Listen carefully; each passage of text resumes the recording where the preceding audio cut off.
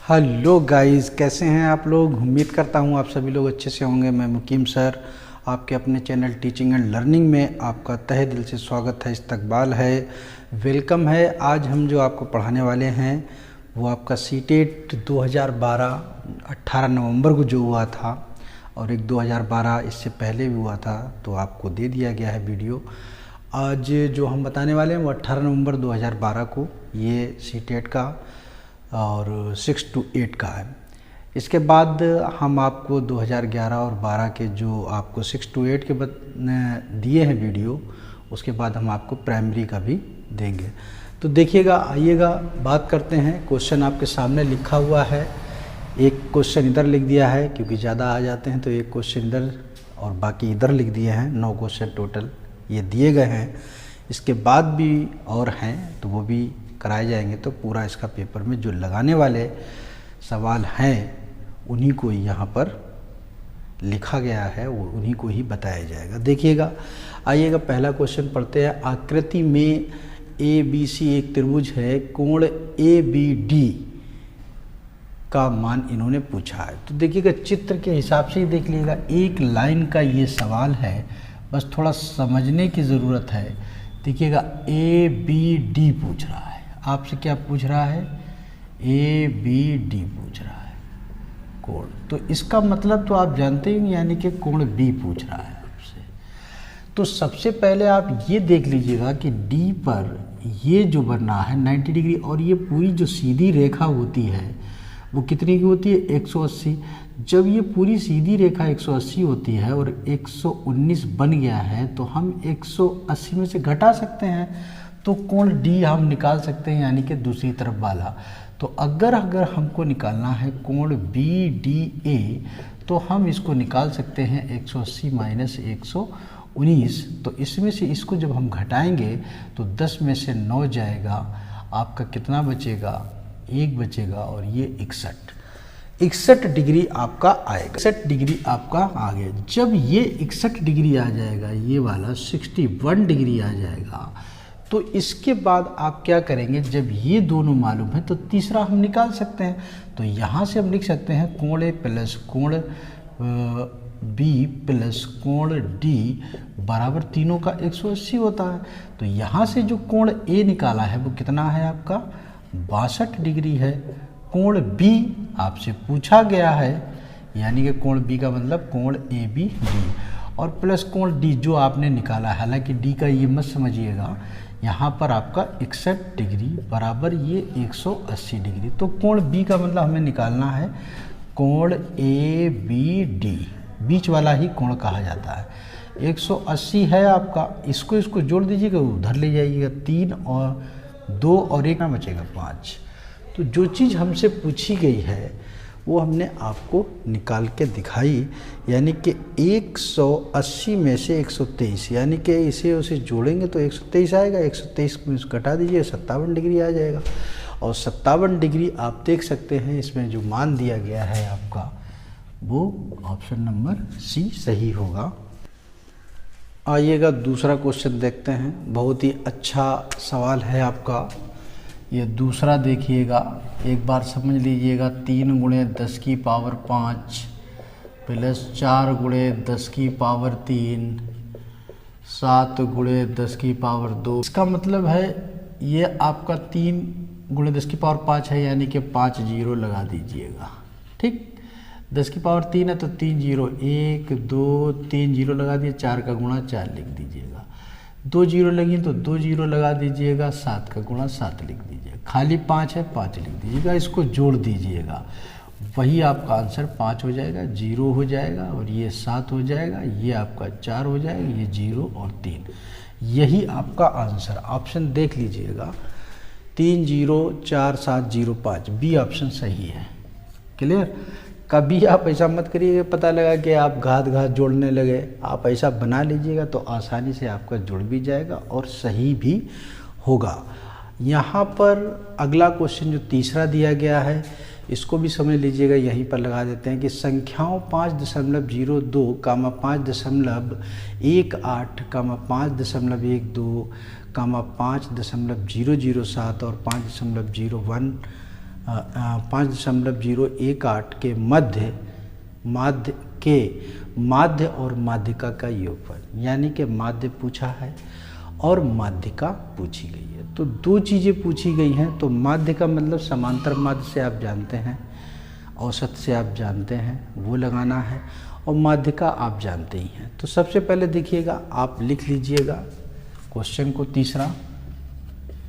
सबसे पहले आरोही क्रम में लिख लीजिएगा, जो सबसे छोटा है वो पहले लिखिएगा। तो सबसे छोटा जो है वो है आपका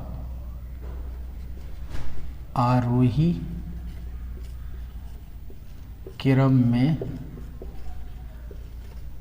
लिखने पर, जब आरोही क्रम में लिखेंगे तो उसमें जो सबसे छोटा है वो आपका है 5.007। उससे बड़ा जो है वो 5.018। फिर उससे बड़ा जो है वो 5.02। फिर उससे बड़ा जो है 5.12। फिर उससे बड़ा जो है 5.18। ये आपने आरोही क्रम में लिख दिया है। ये ध्यान रखिएगा, सबसे छोटा, फिर उससे बड़ा, फिर उससे बड़ा, फिर उससे बड़ा, उससे बड़ा। इससे क्या निकल आएगी? आपकी माध्यिका निकल आएगी। तो देखिएगा, अगर हमको माध्यिका निकालना है तो माध्यिका का मतलब ये है कि 1 2 3 4 5। तो n बराबर जब आपका कितना है 5, n बराबर 5 है, तो इसके ये एक सम के लिए होता है, एक विषम के लिए होता है। तो 5 वाले के लिए बीच वाली संख्या आएगी, हमेशा ध्यान रखिए। 5 है, 7 है, तो बीच वाली आ जाती है। लेकिन जब जोड़ी की संख्या होती है तो उसमें 2 संख्याएं आती है। तो इसमें अगर हम डायरेक्ट अगर लिखना चाहें माध्यिका, तो माध्यिका जो हमारी आएगी वो बीच वाली संख्या आ जाएगी। कौन सी? ये वाली 5.02। ये तो माध्यिका होगी। अब माध्य निकालोगे, तो माध्य निकालने के लिए आपको एक काम करना पड़ेगा, इन सभी को जोड़ना पड़ेगा और उतने का ही भाग जितने पद दिए गए हैं। पहले इन सबको जोड़ लीजिएगा और फिर पहले आप देखिएगा जोड़ेंगे कैसे, इसका भी आइडिया समझ लीजिए, नहीं पता रहा गड़बड़ करते हैं आप। 5.007 है और प्लस 5.018 है प्लस 5.02। अब यहाँ पर 3 अंक हैं, यहाँ पर भी 3 अंक, यहाँ 2 हैं। अगर तुम्हें सहूलियत चाहिए तो 0 लगा लीजिएगा ताकि आपको जोड़ने में दिक्कत ना हो। 1 0 आगे बढ़ा सकते हैं, 1 2 जो भी ज़रूरत पड़े, प्लस इसी तरीके से 5.180 और जितने भी पद दिए गए, जितनी भी संख्याएं दी हैं उसके बटे। अब देखिएगा, भाग दे देंगे तो 25 दशमलव लग गया, भाग नहीं आता, भाग का बिंदी, फिर आपका 34 हो गया, 5 छक्का 30, फिर आपका 4 बचा, 5 9 45। तो ये आंसर आपको देखना है कि इतना आंसर आ रहा है या नहीं। हाँ, तो अभी तो इसने योग पूछा है दोनों का, तो ये इसका आंसर आया और ये इसका। अब इन दोनों को क्या कर देना, योग कर देना है दोनों का। तो योग जब हम करेंगे दोनों का तो देखिएगा, इसको जोड़ेंगे तो यहाँ पर 2 अंक है, यहाँ पर 3 अंक है, तो 1 0 यहाँ बढ़ा लेंगे तो यहाँ पर 9 हो जाएगा, 6 और 2 8 हो जाएगा, 0 हो जाएगा और 5 और 5 10 हो जाएगा। यही आपका आंसर है 10.089। तो देखिएगा ऑप्शन नंबर सी। फिर एक बार समझ लीजिएगा इसको, बहुत कायदे से है, बहुत सरल सवाल। सबसे पहले दी हुई संख्याओं को आप आरोही क्रम में लिख लीजिएगा। माध्यिका निकालना है तो माध्यिका में यह है कि संख्याएं 5 दी गई हैं। इसका एक फार्मूला होता है n+1/2वें पद का मान। तो 5-1/2 लिखेंगे या 5-1/2 जो लिखेंगे तो आपका 3 आएगा। तो 3 पद का मान, यानी कि तीसरा चाहिए तो तीसरा ही आ जाएगा। तो कहने का मतलब ये है कि 5 अगर दी है तो बीच वाली संख्या वो आपकी माध्यिका हो जाएगी। 7 होती तो वो भी बीच वाली होती, लेकिन 8 होती तो उसमें 2 संख्याएं आती, फिर हम उसका निकाल लेते, जोड़ देंगे। इसी तरीके से माध्यिका में निकालना है, 5 संख्याओं को जोड़ देना है और बटे 5 कर देना है, और ये आपका, और इसको जोड़ने के बाद इन दोनों का योग कर दिया, आंसर आया इतना। आपका सी सही है, इसको नोट कर लीजिएगा। चौथा क्वेश्चन देखिएगा कि 0.33 भाग का निशान 0.11 को प्रतिशत के रूप में व्यक्त करना है। देखिएगा, बहुत अच्छा छोटा सा क्वेश्चन। 0.33 33 में भाग 0.11, तो इसको हम लिख सकते हैं, भाग का मतलब यही तो हुआ, ये दशमलव से दशमलव हट जाएगा, तो आपका 33/11 है। और अगर इसको परसेंटेज बनाना है तो 100 का गुणा कर दीजिएगा, तो 11 तिया 33 और आंसर आपका 300% आएगा। यही आपका आंसर होगा। ऑप्शन नंबर बी देख सकते हैं। क्लियर? इसको नोट कर लीजिएगा और नेक्स्ट देखिएगा। 5वां क्वेश्चन आपके सामने लिखा हुआ है, दो धनात्मक संख्याओं का योगफल 63 है। यदि उनमें से एक संख्या x दूसरी संख्या की 2 गुनी हो तब समीकरण है। तो देखिएगा बहुत ध्यान से। 5वां ये कह रहा है कि एक संख्या x दूसरी संख्या की 2 गुनी है। तो एक संख्या x है, मान लेते हैं एक संख्या x दी गई है, लेकिन ये दूसरी संख्या की 2 गुनी है। तो दूसरी संख्या ऐसी मानिएगा कि जो ये 2 गुनी बन जाए अपने आप। तो देखिएगा, माना दूसरी संख्या बराबर ये यहाँ पर x थी, तो अगर हम इसका आधा कर दें, यानी कि अगर दूसरी संख्या x/2 है तो पहली वाली संख्या 2 गुनी हो गई इसकी। भाई आधी तो है, आधी की दुगनी 1। तो यहाँ पर क्वेश्चन समझने की बात है, दूसरी संख्या से 2 गुनी है। तो देखिएगा इससे ये वाली संख्या 2 गुनी है। ये यहाँ पर आपका क्वेश्चन जो था कहने का उसका मतलब था वो बन गया है। अब आप आसानी से लगा सकते हैं क्योंकि दो धनात्मक संख्याओं का योगफल 63 है। अब जो आपकी जो संख्या है इनको जोड़ दीजिएगा, x + x/2 बराबर 63। इनको हल कर लीजिएगा, 2x और 1x कितना हो जाएगा, 3x/2 बराबर 63 और 2 का इसमें गुणा कर देंगे तो 3x बराबर 2 × 63, x बराबर 2 × 63/3, 3 दूनी 6 और 3 एकम 3, तो x बराबर आपका 42 आंसर आएगा। तो 42 तो दिया नहीं है यहाँ पर किसी का 42 नहीं दिया है। तो चेक किया जाएगा कि कौन सा सही रहेगा, किस में x का मान 42 आएगा। तो पहले आप समझ लीजिएगा कि x बराबर अगर 42 है तो देखिएगा यहाँ अगर 42 रखेंगे और -63 करेंगे तो माइनस की संख्या आएगी, तो ये तो गड़बड़ा जाएगा मामला, ये गलत हो जाएगा, तो ये तो नहीं होगा। अब देखिएगा 42 यहाँ पर रख दीजिएगा, 42 यहाँ पर, 42 यहाँ पर, तो 63 में से 42 जाएगा, आपका कितना बचेगा 21। 63 में से 42 जाएगा, 21 बचेगा और 42 ऊपर 21 दूनी 42, ये सही है समीकरण। देखिएगा इसमें रख के देख लीजिएगा, 42 -63 है तो 42 - 63 तो हो नहीं सकता। 63 - x है तो वो 21/42 होगा, 21 दूनी वो भी बराबर नहीं है। तो इसको देखिएगा बी वाले ऑप्शन सही होगा, लेकिन इसको चेक कर लीजिएगा आप।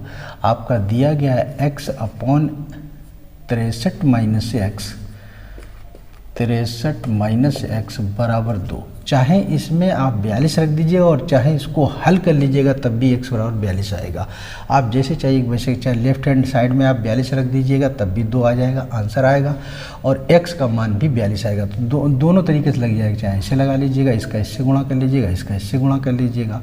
तो इसका इससे गुणा करेंगे x हो जाएगा बराबर, इसका इससे गुणा करेंगे 2 × 3 = 6, 2 × 6 = 12 - 2x, इसको उठाकर इधर ले आएंगे तो ये आपका 3x बराबर 126, x बराबर 126/3, 3 चौक 12, 3 दूनी 6, देखिए x बराबर 42 आया, यानी कि इसके बराबर है ये।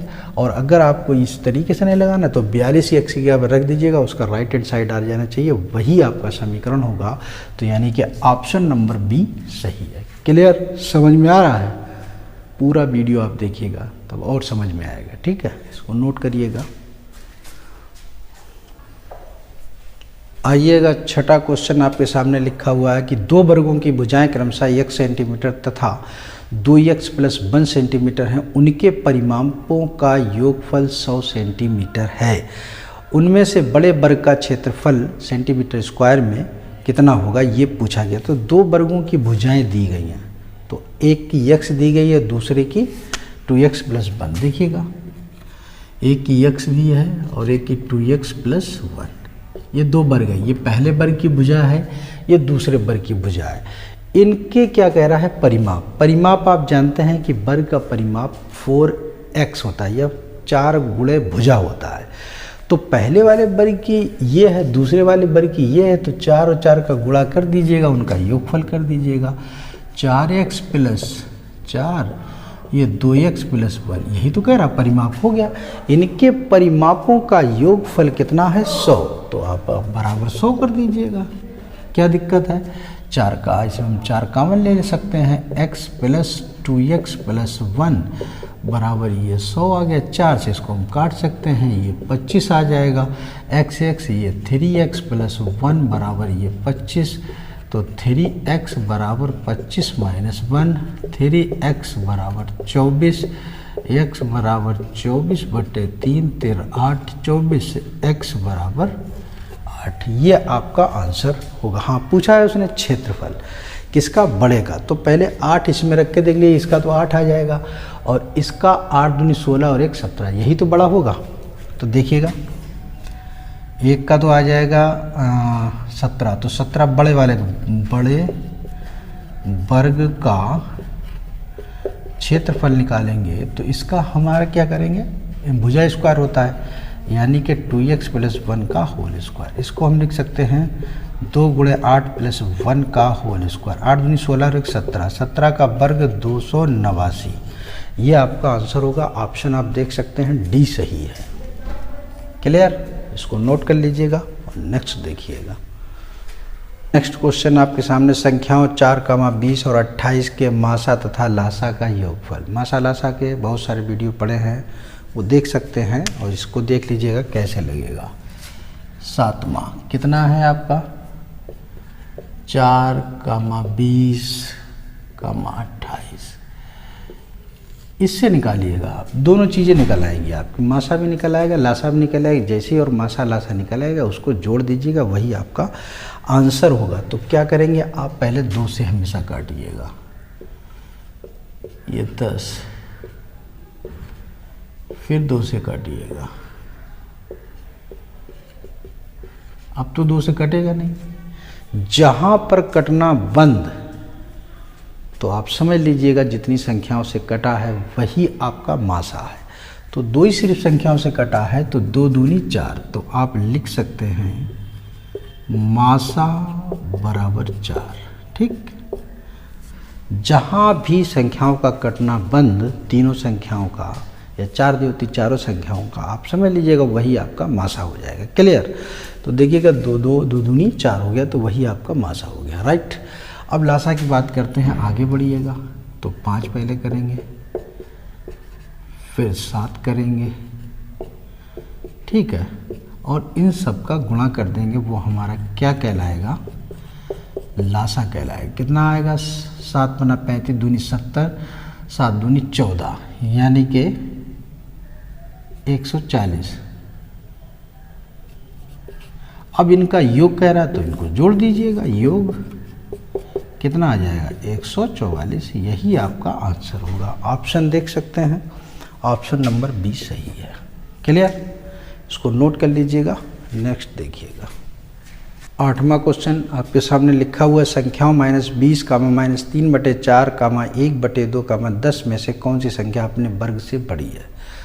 वैसे देखने में मालूम हो जाएगी कौन सी बड़ी है, अगर आप समझ पाए होंगे तो। अगर नहीं समझ पाए तो देख लीजिएगा कैसे लगेगा। 8वां देखिएगा, वो पहले क्वेश्चन को समझिएगा। वो ये कह रहा है कि जो भी संख्याएं दी गई हैं उनका वर्ग अगर कर रहे हैं तो उस वर्ग से वो बड़ी संख्या है। तो जैसे मान लिया कि अगर माइनस का यहाँ पर 20 है और -20 का वर्ग करेंगे तो 400 आएगा, वो भी प्लस का आएगा। तो ये तो 20 माइनस का तो बहुत छोटा हो जाए, जबकि 20 को कह रहा है ये बड़ी होना चाहिए। जो संख्या दी गई है वर्ग से अपने बड़ी होना चाहिए। ये देखिएगा -3/4 है। एक बार लिख के हम आपको समझा देते हैं। ये -20 है और इसका कह रहा है अगर हम वर्ग करते हैं तो ये आपकी कितनी आएगी, 400। तो आप ये बताइएगा इन दोनों में कौन बड़ा है। ये बड़ा है ना, ये वाला बड़ा है। तो जब इससे ये बड़ा हो गया तो बेकार हो गया। यहाँ पर सवाल कहने का मतलब ये है कि वर्ग करने पर ये संख्या बड़ी हो, तो ये तो बेकार हो गया। इसी तरीके से आप इसका करेंगे -3/4 का, तो -3/4 का अगर हम वर्ग करते हैं तो ये 9/4 वो भी प्लस का है, तो आप खुद देख सकते हैं कौन सा बड़ा है। ये बड़ा है तो ये भी फेल हो गया मामला। 1/2 को देखते हैं तो 1/2 बराबर 1/2 का वर्ग बराबर 1/4। देखिएगा, अब देखिएगा ये बड़ा है ये छोटा है, यानी कि ये आधा है ये चौथाई भाग है, तो ये चीज़ बड़ी हुई ना, तो ये बिल्कुल सही पाया गया। यानी कि आपका जो आंसर होगा वो 1/2 होगा। अगर 10 का वर्ग करेंगे 100 हो जाएगा, तो वो तो उसके बराबर होगा नहीं ना, उससे बड़ा होगा। तो 1/2 एक ऐसी संख्या है कि जिसका वर्ग करने पर वो संख्या बड़ी नहीं होगी, 1/2 ही बड़ी होगी। तो यहाँ पर जो ऑप्शन दिया गया है बी वही आपका सही है। तो 1/2 का आंसर सही होगा। ठीक है, इसको नोट कर लीजिएगा। नेक्स्ट देखिएगा, 9वां क्वेश्चन बहुत ही अच्छा दिया गया है कि AQ बराबर 1 + 7, 3 का क्यू बराबर 1 + 7 + B, 4 का क्यू बराबर 1 + 7 + C। तो पूछा है A + B + C का मान कितना होगा। लगाया जाए इसको, देखिएगा ध्यान से। 9वां आपका दिया है AQ, कितना दिया है, AQ बराबर 1 + 7। यहाँ पर AQ बराबर हम 8 लिख सकते हैं, AQ बराबर हम इसका 2 का क्यू लिख सकते हैं, यानी कि A का मान कितना आ गया 2। एक चीज़ ये A का मान निकल आया। अब हमारा जब A का मान निकल आया है तो A का मान 2 हो गया। अब इसको हमें निकालना है, जैसे मान लें कि 3 की पावर 3 है, तो देखिएगा 3 की पावर 3 और बराबर 1 + 7 + B, यही तो है। इसको चाहे हल कर लीजिएगा या 1 + 7 का मान रख दीजिएगा 2, तब भी आपका आंसर आ जाएगा। और नहीं रखना चाहते हैं तो 7 और 1 8 कर लीजिएगा, उसे 27 कर दीजिएगा, तब भी आपका आंसर आ जाएगा। तो देखिए कैसे लगाएंगे इसको। 3 × 9 = 27 हो गया। और ये जो आपका जो बना हुआ है 1 + 7, तो 1 + 7 जब आपने हल किया है तो बराबर कितना आ जाएगा 8 + B, और B की जगह पे आपका ये 27 - 8, और 27 में से 8 घटाएंगे 19। इसी तरीके से C का आप मान निकाल सकते हैं। कितना है C का 4Q का मान 1 + 7 + C है।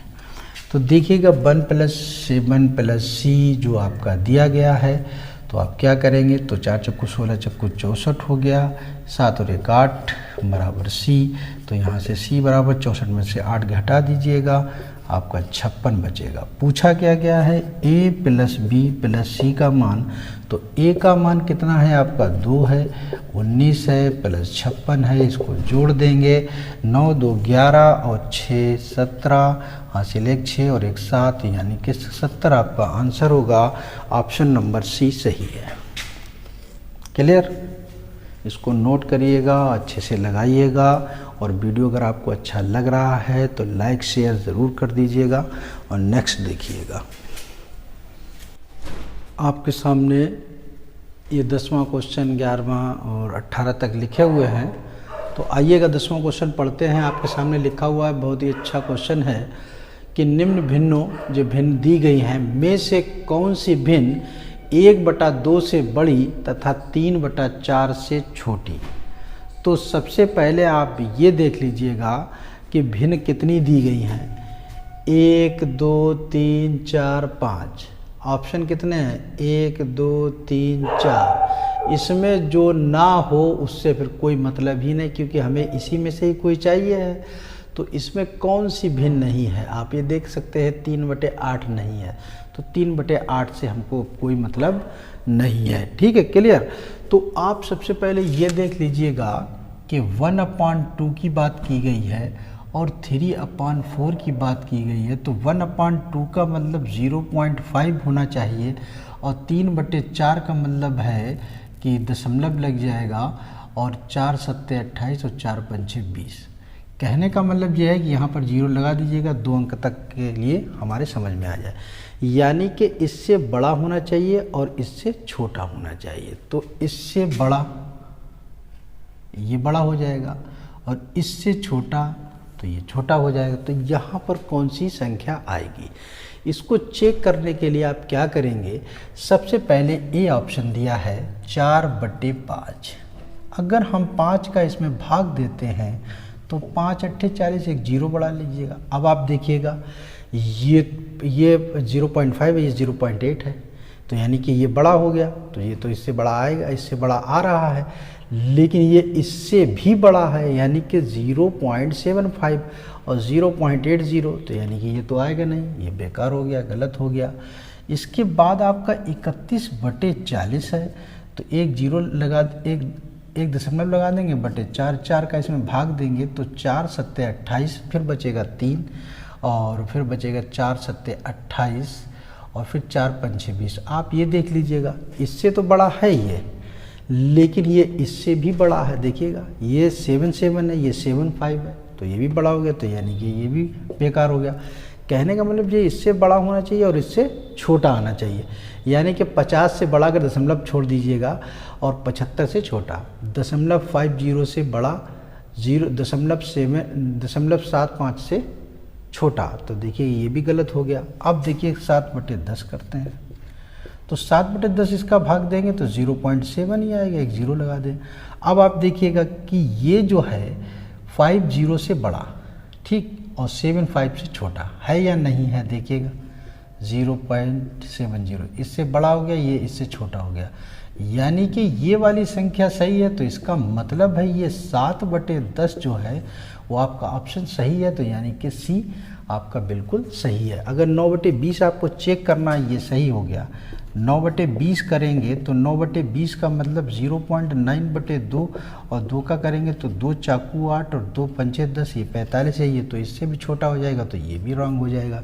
तो कहने का मतलब ये है कि ऑप्शन आपका सी सही है। फिर आप एक बार समझ लीजिएगा 1/2 से बड़ा और 3/4 से छोटा, तो हमने दशमलव बना लिया ताकि आसान हो जाए, और सबको आप देख लीजिएगा ऑप्शन में करके, उसमें कोई ना कोई एक ऑप्शन सही होगा, इसको नोट कर लीजिएगा और नेक्स्ट देखिएगा।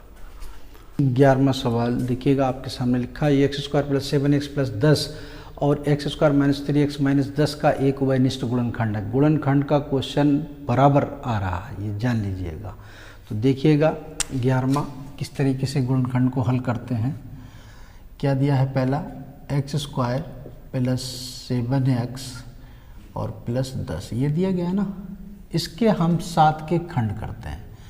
तो 7 के खंड हम इस तरीके से करते हैं, 10 से हम 7 इस तरीके से लाएंगे कि 10 है तो 5 दूनी 10, यानी कि हम लिख सकते हैं 2x + 5x और +10, यानी कि 5 2 कितना हो गया, 7। अब देखिएगा इसमें और इसमें आपका x कॉमन है तो x + 2 बचा, 5 कॉमन है तो x + 2। अब दोनों में देखिएगा x + 2 कॉमन है और x + 5, ये तो आपका एक गुणनखंड सही हुआ। दूसरा देखिएगा, जब हम दूसरा करेंगे तो दूसरा किस तरीके से करेंगे। दूसरा जो दिया गया है वो दिया गया है x² - 3x - 10 = इसको लगाना है। तो 5 दूनी 10, यानी कि 5 में से 2 घटाएंगे 3 बचेगा। तो देखिएगा 5 माइनस का चाहिए होगा तभी, और 2 प्लस का, तो 2 प्लस का लिख दीजिएगा, 5 माइनस, ये कोई ज़रूरी नहीं 5 चाहे आगे लिख दीजिए, 2 पीछे लिख, लेकिन चिन्ह का आपको ध्यान रखना है। 5 में से 2 जाएगा तो -3 बचेगा और ये माइनस का 10। अब इन दोनों में x कॉमन तो x + 2 हो गया, और इन दोनों में माइनस का 5 कॉमन तो x + 2 हो गया। अब x + 2 दोनों में कॉमन है, x - 5 हो गया। अब देखिएगा दोनों में मिला लीजिएगा कौन सा उभयनिष्ठ गुणनखंड होगा। x + 2 इसमें भी है, x + 2 इसमें भी है। आंसर जो आपका होगा वो गुणनखंड जो मिल रहा है उभयनिष्ठ, वो आपका क्या होगा, x + 2, यही आपका आंसर है। देखिएगा ऑप्शन नंबर सी दिया गया है। समझ में आ रहा है? अगर समझ में आ रहा है तो लाइक शेयर ज़रूर करें, इसको नोट कर लीजिएगा। नेक्स्ट देखिएगा 12वां क्वेश्चन देख लीजिएगा। दो संख्याओं का योगफल 32 है, ठीक है। उनमें से यदि एक संख्या -36 है तो दूसरी संख्या पूछिए। सीधे सीधा सवाल है। देखिएगा 12वां, पहली संख्या प्लस दूसरी संख्या बराबर कितना है आपका 32। योगफल कह रहा है पहली संख्या दूसरी संख्या, जिसमें से एक संख्या -36 तो -36 लिख लो, प्लस दूसरी संख्या बराबर 32। इसको उठाकर उधर ले जाएंगे तो आपकी दूसरी संख्या 32 प्लस हो जाएगा 36, इसको जोड़ देंगे 68 आपका आंसर आ जाएगा। देख लीजिएगा ऑप्शन नंबर ए सही है, कुछ नहीं था इस सवाल में। नेक्स्ट देखिएगा 13वां सवाल बहुत ही अच्छा है। एक घन का आयतन, तो देखिएगा घन का आयतन जो दिया गया है वो 125 सेंटीमीटर क्यूब, ठीक। इसके एक फलक का क्षेत्रफल ज्ञात कीजिए। फलक का मतलब एक भुजा से है, तो वो फलक का मतलब एक पर्त से, जैसे कमरा होता है तो कमरे में जो फलक देखेंगे या पासा देखेंगे तो कमरा होता है, उसमें कितने फलक, एक छत, एक ज़मीन, दो, एक साइड इधर दीवार, एक साइड इधर की दीवार, एक साइड उधर की दीवार, एक साइड इधर की दीवार, तो कितने हो जाएंगे फलक आपके 6। तो इसने एक फलक का पूछा है, तो एक फलक के निकालने के लिए सबसे पहले हमें एक भुजा निकालना पड़ेगी, क्योंकि घन है तो घन में ये होता है कि सारी भुजाएं जो हैं बराबर हैं। घन आप जानते ही होंगे, घन इस तरीके का होता है जिसकी सारी भुजाएं जो हैं बराबर होती हैं। सॉरी, देखिएगा जिसकी सारी भुजाएं बराबर, ये घन का जो अगर उदाहरण देखा जाए तो पासा जो लूडो खेलते हैं वो घन के आकार का होता है, जिसकी चौड़ाई, ऊंचाई, लंबाई सब बराबर होती है। तो इस तरीके का होता है पासा, तो इसकी लंबाई, चौड़ाई, ऊंचाई बराबर है। तो उसने एक फलक का पूछा है, यानी कि एक पार्ट का पूछा है जिसमें 6 फलक होते हैं। ये भी ध्यान रखिएगा कि जब घन की बात आती है तो उसमें 6 फलक, जैसे कमरा है अगर फलक पूछा जाए तो ज़मीन भी जोड़ेंगे, और लेंटर 2, और दाएं बाएं साइड 4, और फिर सामने और पीछे 6 फलक। तो इसका जब सवाल आप लगाएंगे तो इसका लिए आयतन का फार्मूला एक होता है AQ बराबर 125। तो यहाँ पर AQ बराबर 125 यानी कि 5 का Q हम लिख सकते हैं। इसको मिटा देते हैं,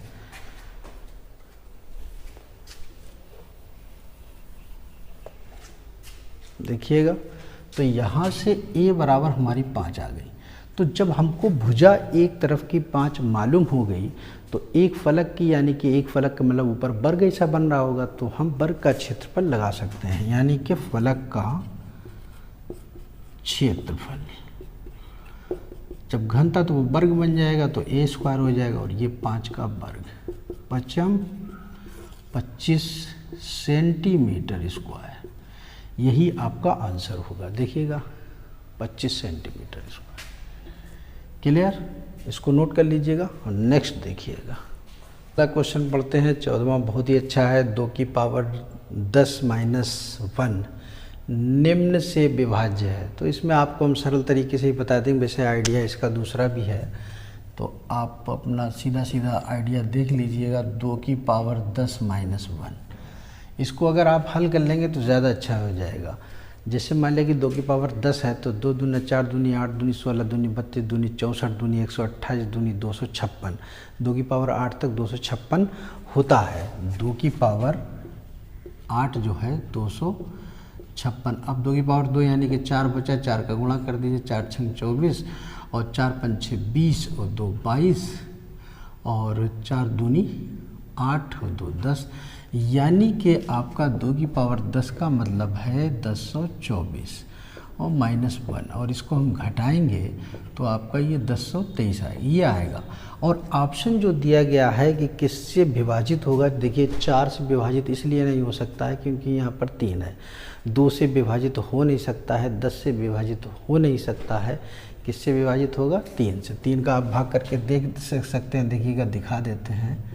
तो 3 से अगर आप भाग देंगे तो 3 × 9, और 3 × 4 = 12, 3 × 1 = 3, यानी कि आंसर जो आपका होगा वो कितना होगा, 3।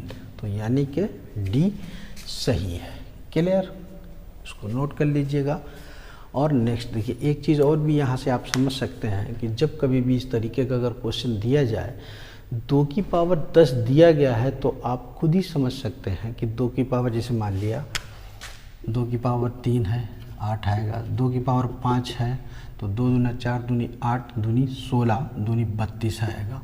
तो कहने का मतलब है, अगर 2 की पावर कोई संख्या आती है और उसमें से अगर 1 घटाया जाता है तो आप समझ जाइएगा कि विषम संख्या आएगी, और जब विषम संख्या आएगी तो सम संख्या से कटेगी नहीं, तो जब सम संख्या से कटेगी नहीं तो विषम से ही कटेगी। तो 3 आंसर आपका आ सकता है, लिखिएगा, इसको नोट कर लीजिएगा। नेक्स्ट देखिएगा, नेक्स्ट पढ़ते हैं 15वां क्वेश्चन। किसी आयत का क्षेत्रफल a सेंटीमीटर स्क्वायर है और इसकी लंबाई l सेंटीमीटर है, इसका परिमाप सेंटीमीटर में होगा या है, पूछा गया है। तो देखिएगा बहुत अच्छा, 15। तो किसी आयत का क्षेत्रफल, देखिएगा आयत का क्षेत्रफल होता है लंबाई गुणे चौड़ाई, सभी जानते हैं। तो क्षेत्रफल को a से लिखा गया, लंबाई को l से लिखा गया, चौड़ाई हमको पता नहीं है तो चौड़ाई ही लिख लीजिएगा, चाहे b लिख लीजिएगा। तो चौड़ाई बराबर जब अगर हम लिखेंगे तो चौड़ाई को हम a/l लिख सकते हैं, लिख सकते हैं ना। चौड़ाई की जगह पर अगर आप b लिख दें तब भी कोई दिक्कत नहीं, क्योंकि हमें यहाँ पर b की ज़रूरत नहीं है। हमें इसने परिमाप पूछा है, तो हम आयत का जब परिमाप लगाएंगे तो परिमाप जब हमारा होता है वो 2 गुणे लंबाई धन चौड़ाई होता है, क्लियर। तो जब हम 2 लिखेंगे, लंबाई को l लिख देंगे और चौड़ाई को हमारा कितना है a/l, 2 का अंदर हम गुणा कर देंगे तो 2l + 2a/l, यही आपका आंसर होगा। ऑप्शन देख सकते हैं, ऑप्शन नंबर बी सही है आपका, इसको नोट कर लीजिएगा। और नेक्स्ट देखिएगा, नेक्स्ट क्वेश्चन पढ़ते हैं। यदि किसी वृत्त की परिधि 3 सेंटीमीटर है तो इसका क्षेत्रफल सेंटीमीटर स्क्वायर में होगा। तो देखिएगा, सबसे अच्छा वृत्त की परिधि दी गई है, फार्मूला याद होना चाहिए। वृत्त की परिधि कितनी है आपकी, 3 सेंटीमीटर, ठीक है। और वृत्त की परिधि का फार्मूला होता है 2πr बराबर 3। यहाँ से हम r निकाल सकते हैं 3/2π।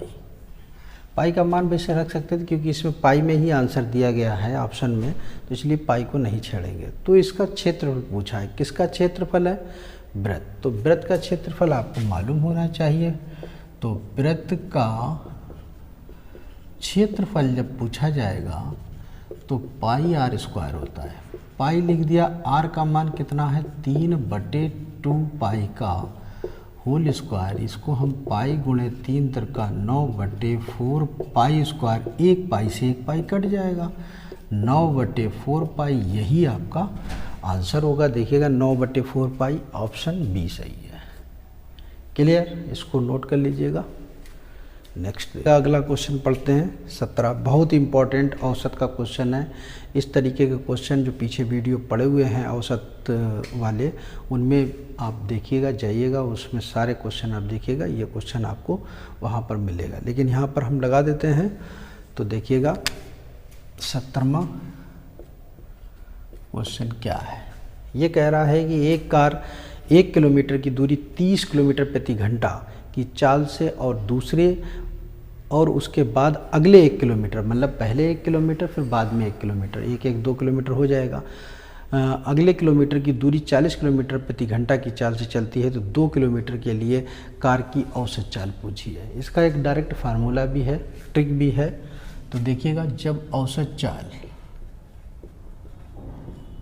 1 किलोमीटर कह रहा है तो समान चल रही है, तो हम इसको इस तरीके से भी लिखते हैं 30 × 40 + 30 × 40 बटे 30 धन 40। एक तो ये तरीका है।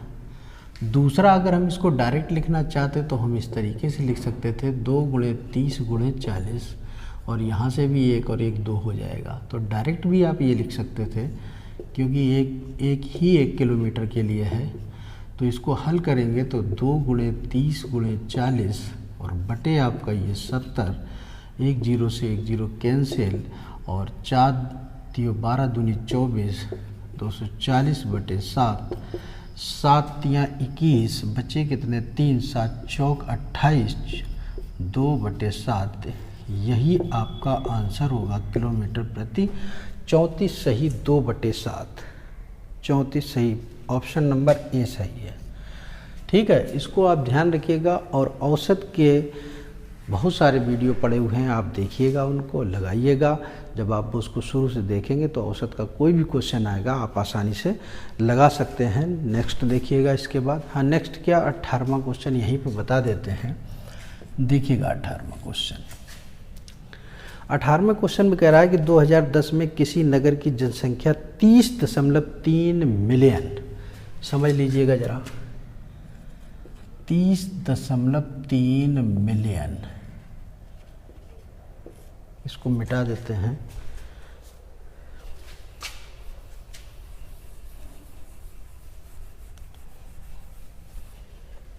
देखिएगा 30.3 मिलियन। पहले आपको ये मालूम होना चाहिए कि 1 मिलियन बराबर होता कितना है। 1 मिलियन जो है वो 10 लाख के बराबर होता है। कितने के बराबर होता है? 10 लाख। तो पहले 30.3 लिख देंगे और इसे जब संख्या बनाएंगे तो 10 लाख,